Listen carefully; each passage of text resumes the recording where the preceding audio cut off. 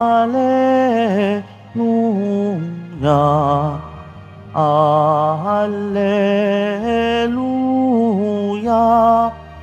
Alleluia.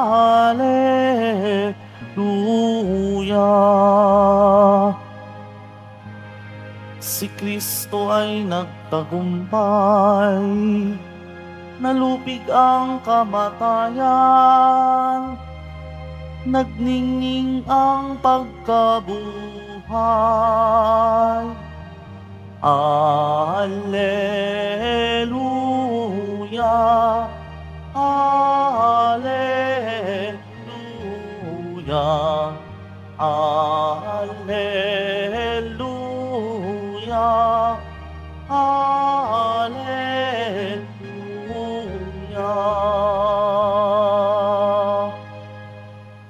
Sumainyo ang Panginoon. At sumairin. Ang mabuting balita ng Panginoon ayon kay San Mateo. Papuri sa iyo, Panginoon. Noong panahong iyon, samantalang nagsasalita si Jesus, may dumating na isang pinuno ng mga Hudyo.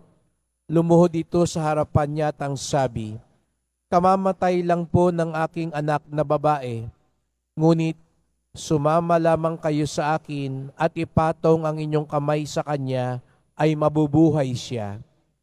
Tumindig si Jesus at sumama sa kanya, gayon din ang kanyang mga alagad. Sumunod din ang isang babaeng may 12 taon nang dinudugo.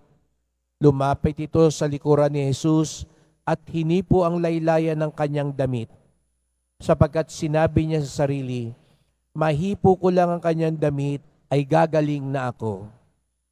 Bumaling si Jesus at pagkakita sa kanya'y sinabi, "Anak, lakasan mo ang iyong loob. Pinagaling ka na ng iyong pananalig." No, hindi gumaling ang babae. Nang dumating si Jesus sa bahay ng pinuno, nakita niya ang mga manunugtog ng plauta at ang maraming taong nagkakaingay. Sinabi niya, "Magsilabas kayo, hindi patay ang bata, natutulog lamang." At siya'y pinagtawanan nila. Ngunit nang mapalabas na ang mga tao, pumasok siya, hinawakan sa kamay ang bata at ito'y nagbangon. At ang balita tungkol sa pangyayaring ito ay kumalat sa buong lupaing yaon.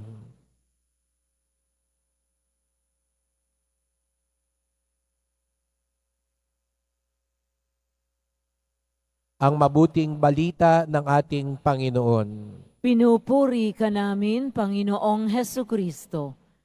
Magsiupo ang lahat.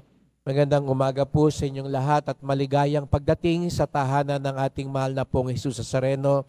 Pinagdarasal din natin ang mga nasa online, lalo na po ang mga may sakit, nag-aalaga sa may sakit at mga kababayan, mga kadeboto natin mula sa iba't ibang panig ng bansa daigdig na nais sumama sa misa dito sa Quiapo, sa Basilica Minor at Pambansang Dambana ni Jesus Nazareno.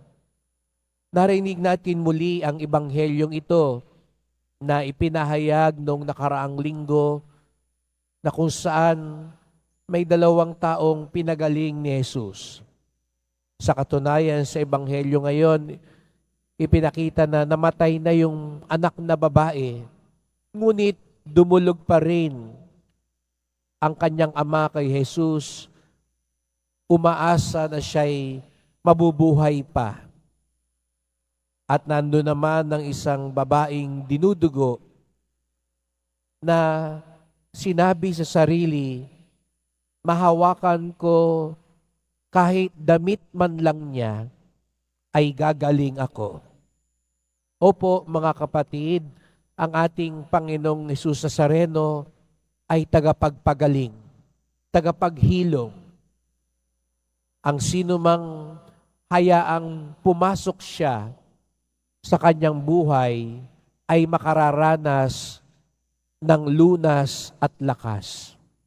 Ngunit mga kapatid, hindi lang paghilom ng katawan ang dulot ni Jesus Nazareno. Dahil kung ating pagtatanto, hindi lahat ng may sakit sa Israel napagaling ni Jesus. Limitado lamang po ang kanyang naabot. Hindi lahat ng namatay sa Israel nabuhay na maguli ni Jesus.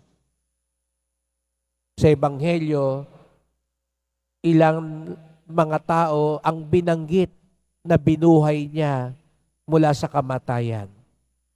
Sapagkat kung tunay nating uunawain, hindi lang kagalingan ng katawan, kagalingan mula sa karamdaman ang talagang pakay at misyon ni Jesus Nazareno. Bagkus ang kanyang alok at dala ay kaligtasan. Kaya nga, siguro nga, hindi lahat ng may sakit napagaling niya nung siya'y nandito pa sa lupa. Hindi lahat ng mga namatay binuhay niya dito sa lupa.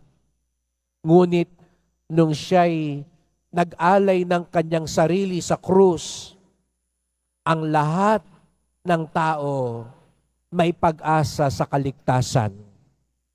Ang lahat ng tao may pagkakataon sa buhay na walang hanggan. Kung kaya nga't ito rin sana ang ating isapuso. Sa unang pagbasa, narinig natin kay Propeta Isaías kung papaano ninais ng Diyos, bagamat tayo'y nagkasala, nakalimot at tumalikod, ninais ng Diyos na muli tayong suyuin, muli tayong makaugnay sa Kanya. Di po ba't ito ang kaligtasan? Ito ang buhay na walang hanggan. Ang makaugnay ang Diyos magpakailanman. Kaya nga, ito sana ang maging sandigan ng ating pananampalataya sa Kanya. Opo, nagdarasal tayo ng kagalingan mula sa sakit. Marahil lang iba sa atin, pinagdarasal natin ang lunas ng mga may sakit nating kakilala. Ngunit mga kapatid, hindi lang ito ang alok ng Diyos.